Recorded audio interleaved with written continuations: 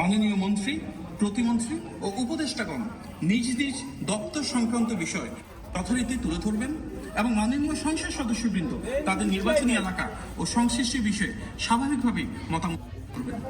আমাদের দায়িত্ব মূলত মাননীয় প্রধানমন্ত্রীর নেতৃত্বে পরিচালিত রাষ্ট্রীয় কার্যক্রম ও জনগণের কল্যাণে তার নিরলস প্রচেষ্টাকে যথাযথভাবে উপস্থাপন করা।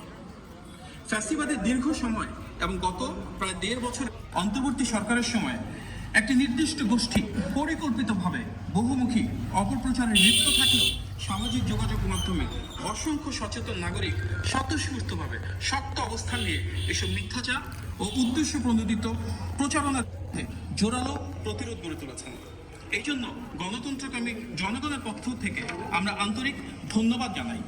আমরা প্রত্যাশা করি সামনের দিনগুলোতেও ইতিবাচক ধারাবাহিকতা অব্যাহত থাকবে।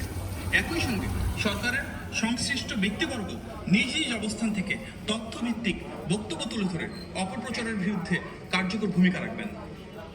সরাসরি যুক্ত ছিলাম প্রধানমন্ত্রীর কার্যালয়ে। বক্তব্য দিচ্ছেন প্রধানমন্ত্রীর মুখপাত্র মাহদি আমিন এবং তার আগে কথা বলেছেন প্রধানমন্ত্রীর প্রেস সচিব সালেহ শিবলি।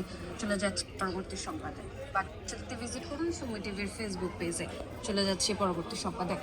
আবারও হরমুজ প্রণালী বন্ধের ঘোষণা দিয়েছে ইরান। যুক্তরাষ্ট্রের নৌ অবরোধের পাল্টা ব্যবস্থা হিসেবে এই সিদ্ধান্ত বলে জানিয়েছে দেশটি।